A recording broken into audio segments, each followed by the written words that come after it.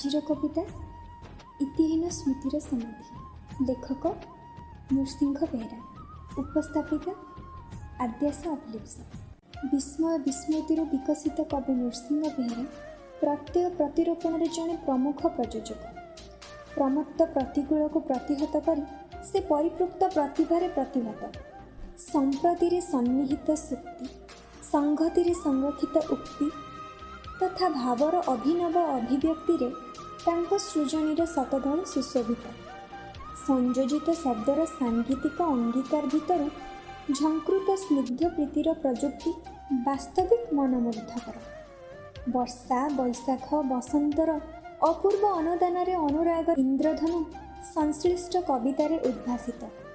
ଉତ୍କର୍ଷ ସାରସ୍ୱତ ସମ୍ଭାର ପାଇଁ ସେ ବିବିଧ ଅନୁଷ୍ଠାନରୁ ସମ୍ବର୍ଦ୍ଧିତ। କବିତାରୁ କଥା ତଥା ସଙ୍ଗୀତରୁ ଶିଶୁ ସାହିତ୍ୟ ଯାଏଁ ତାଙ୍କ ଲେଖନୀ ଚଳଚଞ୍ଚଳ। କବିତା ଇତିହୀନ ସ୍ମୃତିର ସମାଧି।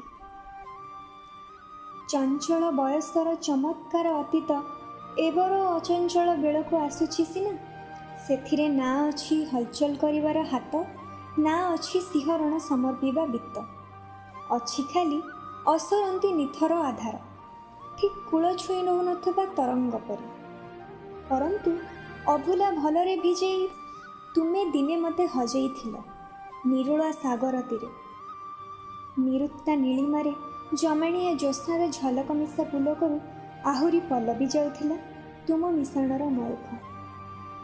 ନିରୁକ୍ତା ନୀଳିମାରେ ଜମାଣିଆ ଜ୍ୟୋତ୍ସ୍ନାର ଝଲକ ମିଶା ପୁଲକରୁ ଆହୁରି ପଲ୍ଲବୀ ଯାଉଥିଲା ତୁମ ମିଶାଣର ମୟୂଖ। ସେହି ରୂପେଲି ଇଲାକାରେ ସୁନେଲି ସ୍ୱପ୍ନ ସବୁକୁ ଗୁନ୍ଥୁଥିବା ବେଳେ ତୁମେ ହଠାତ୍ ଉଠି ଯାଇଥିଲ। କଙ୍କି ଧରିବା ପରି ଚପଳ ଚଗଲାମିରେ ଭିଜା ବାଲିରେ ବୁଲୁଥିବା ଟିପେ ସରି କଙ୍କଡ଼ାଟିଏ ହାତେଇବାକୁ ଚାହିଁ ପାଇନଥିଲ। ଆପଣ ଅପାରଗତା ପାଇଁ ମୋ ଅସହଯୋଗକୁ ଦାୟୀ କରି ଆହତ ଅଭିମାନରେ ଫୁଲି ଉଠିଥିଲ ସେହି ପୂର୍ଣ୍ଣିମାର ସାଗର ପରି। ଅନେକ ଚାଟୁକ୍ତିର ଉତ୍କୋଚ ପାଇବା ପରେ ଅଣାୟତ ବାଷ୍ପୀୟରୁ ସ୍ୱକୀୟକୁ ଫେରିଥିଲ ତୁମେ। ସେମିତି ସ୍ମୃତି ପାଇଁ କେଉଁଠି କ'ଣ ସମାଧି ଥାଏ? ଥାଏନି ବୋଲି ତ ଆତ୍ମୀୟତା ଆତ୍ମା ପାଇଁ ଅଦେଖା ଚୁମ୍ବକ ଅନ୍ତହୀନ। ଥାଏନି ବୋଲି ତ ଆତ୍ମୀୟତା ଆତ୍ମା ପାଇଁ ଅଦେଖା ଚୁମ୍ବକ ଅନ୍ତହୀନ। ଅଦେଖା ଚୁମ୍ବକ ଅନ୍ତହୀନ। Don't forget to watch our channel. Please like, share and subscribe our channel. See you guys in the next video. Till then, bye bye. See you.